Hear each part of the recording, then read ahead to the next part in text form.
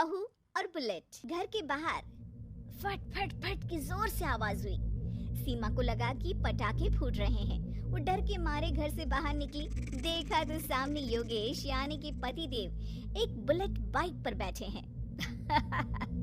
अरे डर गई क्या?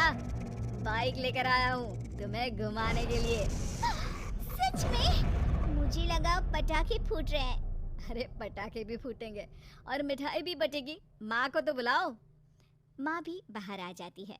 अरे योगेश बेटा, इतनी जल्दी आ गया? और ये गाड़ी किसकी है? साहब की है? हाँ माँ, तुम्हारा बेटा साहब से कम है क्या? मेरी ही है। अरे बेटा, इतनी बड़ी गाड़ी ले ली, इससे तो तू घोड़ा ही ले लेता। महंगी पड़ी होगी ना? माँ महंगी सस्ती छोड़ो और मिठाई लाया हूँ, गांव में बंटवा दो। अरे बंटवा क्यों दो?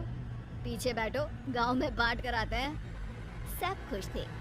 योगेश गांव के बाहर एक कोयले की खदान में मजदूरी करता था।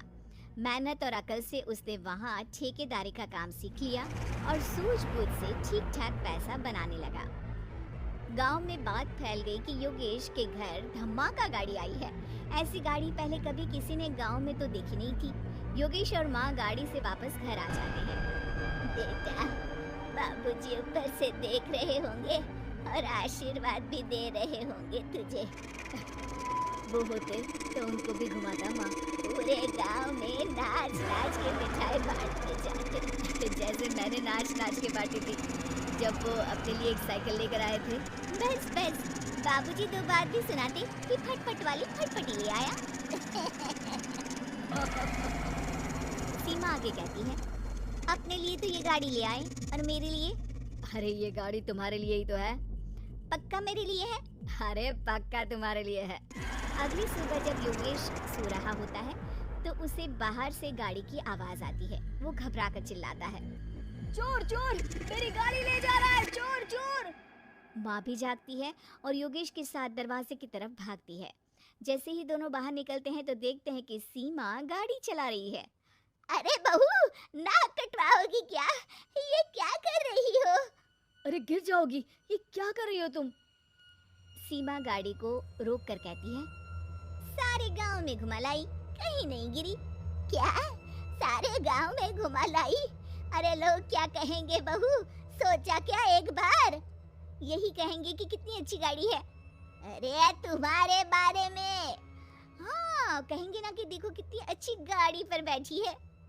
बहू गाड़ी रखकर योगेश और सासू माँ के पास जाती है। तुमने कब गाड़ी चलाना सीखा? हमारे बाबूजी के पास पुरानी स्कूटर थी, सीख ली। फिर स्कूल में एक मास्टर जी भी ऐसी ही गाड़ी लेकर आते थे, उन्होंने सिखा दी। हाँ, स्कूल के मास्टर आजकल यही सब तो सिखा रहे हैं। पढ़ाई का कुछ सिखाते तो कुछ भला होता। अरे बहू, अब गाड़ी मत चलाना। हमारे परिवार में कभी किसी औरत ने पीछे से आगे की सीट पे आने की हिम्मत नहीं की है। तुम भी मत करना, समझी? जी समझ गई माँ जी। सीमा सास की बात सुनकर चुपचाप रसोई में जाकर उदास होकर खाना पकाने लगी है। सास सुबह सुबह मंदिर से पूजा करके लौट रही होती है। तभी उसे दो औरतें रोक लेती हैं और कहती हैं, अरे बहू को थोड़े अच्छे लक्षण भी सिखा दो। गाड़ी चलाने निकली थी, गांव की मर्यादा का कोई ख्याल नहीं है। वही तो। अरे पैसे आने लगे हैं तो क्या मतलब कि किसी रीति रिवाज को नहीं मानोगे? अरे समाज में रहना है तो समाज के ढंग से ही रहना पड़ता है। अरे लाज भी नहीं आई बहू को? चूल्हे चौके से निकलकर सीधे गाड़ी लेकर चौराहे चबूतरे नाप लिए, फाट फाट फाट करते हुए। अरे कुछ कह देना उसे।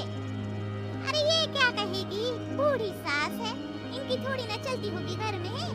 हाँ, बहू की ही चलती होगी, मर्जी भी और गाड़ी भी।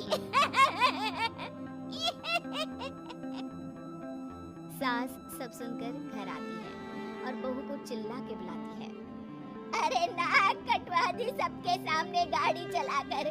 औरत जात गाड़ी नहीं चलाती। शहरों में तो 4 पहियों वाली गाड़ी भी चलाती है और हेलीकॉप्टर, हवाई जहाज भी। शहर में थोड़ी ना रहती हो मैडम साहिबा। आज के बाद गाड़ी से ही नहीं, यूं भी निकलना बंद तुम्हारा घर से। माँ सही कह रही है। कहीं भी जाना हो तो मुझे बता देना, मैं लेकर चलूंगा। आज माँ को तुम्हारे कारण कितनी बातें सुननी पड़ी। इतना कहते हुए योगेश वहाँ से चला जाता है। बारिश की वजह से कारखाने के रोड पर कीचड़ रहता है, इसीलिए योगेश गाड़ी घर रख कर जाता है और किसी से लिफ्ट लेकर कारखाने पहुँचता है ताकि नई गाड़ी गंदी ना हो। लेकिन शाम को इतनी तेज बारिश होती है कि उसे वापस आने का कोई साधन ही नहीं मिलता। बारिश बढ़ती जाती है, रात के 11 बज जाते हैं। रास्ते में एक नदी का ब्रिज है, अगर उस पर पानी आ गया तो योगेश कारखाने में ही फंस जाएगा। पूरी रात भूखे प्यासे बितानी पड़ेगी। घना अंधेरा, बिजली की कड़कड़ाहट और तेज बारिश। राजेश डर भी रहा था, ठंड से कांप भी रहा था। तभी उसे रोड से आती हुई एक रोशनी दिखती है। वो देखता है कि उसके सामने एक बाइक आकर खड़ी हुई है। वो ऊपर वाले को धन्यवाद देकर उस बाइक वाले आदमी की तरफ बढ़ता है, पर पास जाकर देखता है तो भौचक्का रह जाता है।